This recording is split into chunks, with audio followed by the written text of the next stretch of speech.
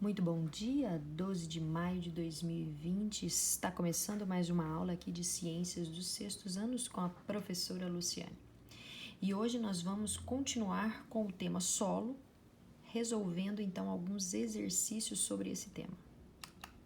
Então peguem as apostilas, na página 123 vamos então fazer uma perguntinha aqui na questão invertida para a resposta que nós temos aí na tela.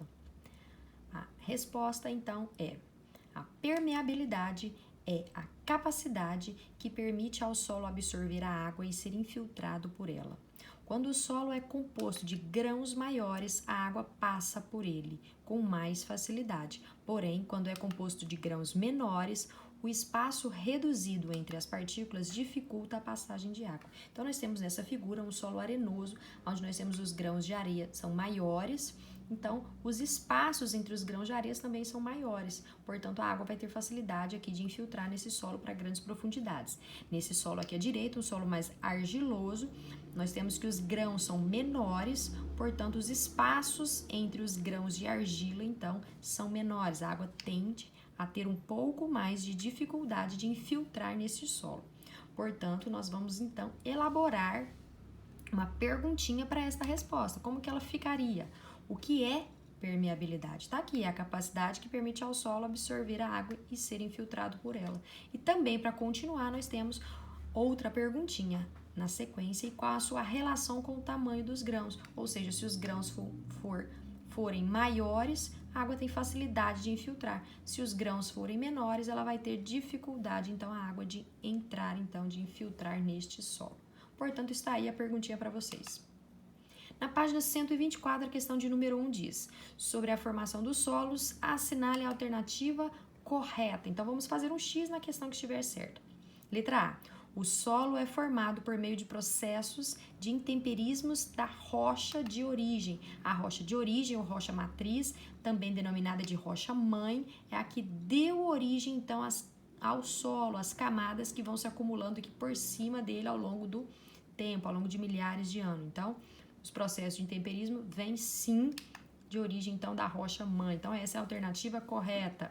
Não vamos parar por aqui. Vamos ver, então, os errinhos das outras letras. Letra B: o solo é formado por meio de processos internos do planeta? É a parte interna lá, o núcleo, o manto que forma o nosso planeta? Não.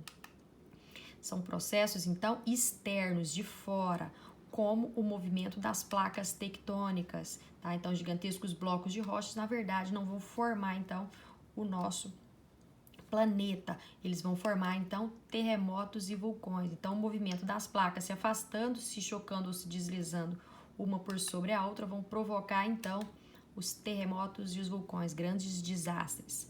Na letrinha C, vamos ver o erro. O solo formou-se há milhares de anos, a partir do acúmulo de sedimentos, até aí tudo bem, que caíram no planeta com meteoros. Então, blocos de rochas vindos do espaço caíram aqui para nós na Terra?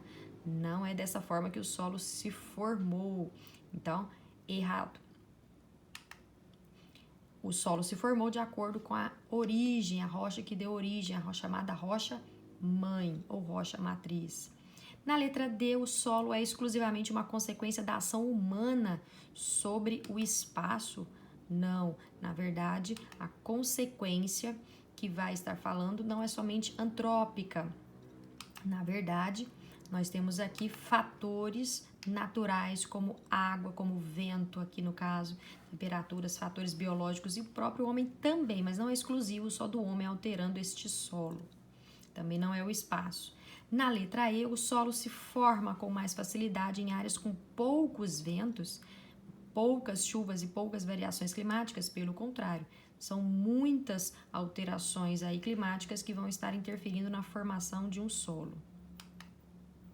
Na questão de número 2, que se encontra na página 124, faça um pequeno texto explicando o que é intemperismo. Então, vamos relembrar, então, os fatores intempéricos aí, tanto naturais, provocado que nós acabamos de falar, os ventos, aqui nós temos a água aqui das chuvas, temperaturas aqui da radiação solar e também fatores biológicos alterando, então, o solo e a rocha. Então, intemperismo é isso, são os fatores intempéricos alterando ou modificando tanto o solo quanto as rochas.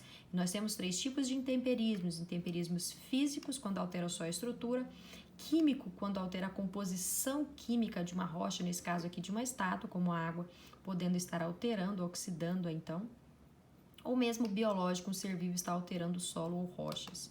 Então, intemperismo é isso, é a transformação do solo e rochas causadas então por agentes intempéricos, sejam naturais, sejam antrópicos também.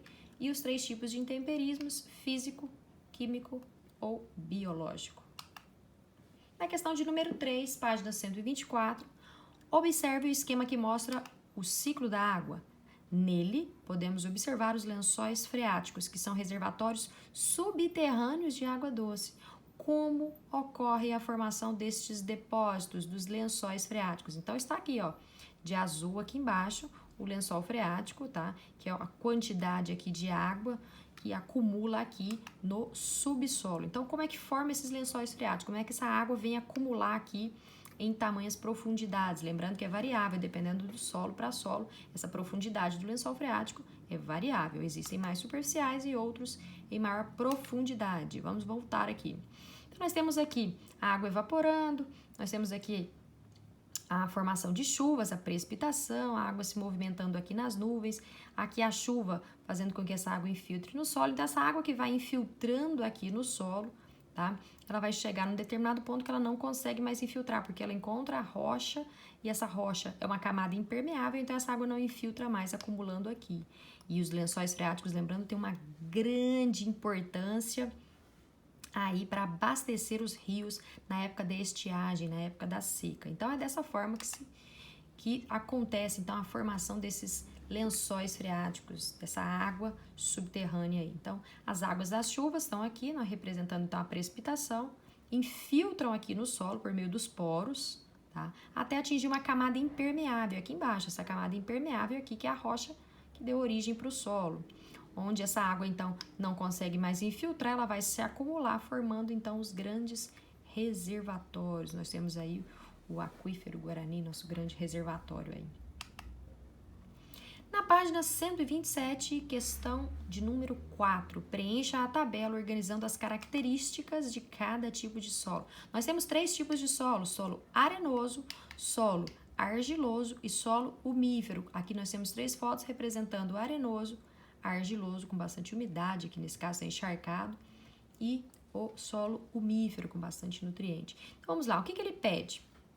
Na primeira linha ele pede então a composição dos 3 tipos de solo. Vamos começar então com o solo arenoso. Como que seria então a composição, o tamanho aí dos grãos? O solo arenoso ele é formado por grande parte aqui de areia, que são grãos maiores de tamanho. O solo argiloso é formado por grãos de argila e são grãos menores, a maioria os grãos formados de argila. Lembrando que o solo argiloso também vai ter uma quantidade aqui de grãos de areia, mas a maioria vai ser então grãos de argila. Já o umífero tem uma quantidade, é um solo que tem uma quantidade então intermediária ou mediana, vai ter grãos de areia, vai ter grãos de argila e principalmente essa característica aqui, ó, do solo umífero, tem bastante matéria orgânica, restos de seres vivos em decomposição por fungos e bactérias, que vão deixar esse solo muito rico aí nutricionalmente. Agora, na segunda linha, nós temos 2 coisinhas, 2 itens. O tamanho das partículas e o espaço entre elas, os grãos de areia, no caso. Vamos lá. Primeiro, o solo arenoso. Os grãos são maiores quando comparado com os grãos menores de um solo argiloso. Nós temos também o espaço entre os grãos de um solo arenoso. Tem maior espaçamento, são poros aqui maiores. Já no argiloso, o espaço aqui entre os grãos de argila são mais reduzidos. Já o umífero, então, nós temos um solo seria um solo entre o arenoso e o solo argiloso, ou seja, os grãos são intermediários, não tão grandes que nem o arenoso e não tão pequenos quanto o argiloso. Então, ideal. O espaço entre os grãos, tanto de areia, de argila e de matéria orgânica, também presentes neste solo umífero, também vai ser, então, mediano ou intermediário. E nossa última linha, a retenção de água e também a quantidade de nutrientes nos 3 tipos de solo. Vamos começar, então, com o solo arenoso, comparando com o argiloso. um solo arenoso, que tem mais grãos de areia, vai reter uma menor quantidade de água. Por quê? Porque essa água, por ter muitos poros maiores, essa água vai infiltrando aqui com maior facilidade e vai conseguir chegar a maiores profundidades. Então, ele não segura, não retém muita água. Já um solo argiloso, as partículas de argila estão mais juntinhas, eles vão reter, segurar mais essa água por mais tempo. Então, isso é melhor do que um solo arenoso. Neste caso, de retenção de água, porque vai disponibilizar para as plantas. Quantidade de nutrientes. No solo arenoso, nós temos poucos nutrientes. Por quê? Porque aquela água que vai tendo facilidade aqui de infiltrar, ela vai levando os nutrientes para as partes mais profundas. Já no argiloso, a quantidade de nutrientes é um pouco maior, então, do que o arenoso, porque a água que vai infiltrando, ela vai tendo dificuldade, portanto, os nutrientes ficam ali. Mas a quantidade maior de nutrientes vai ser do solo umífero, porque ele vai possuir o que? Matéria orgânica. Então, tem muitos nutrientes, dos três é o que apresenta a maior quantidade de nutrientes.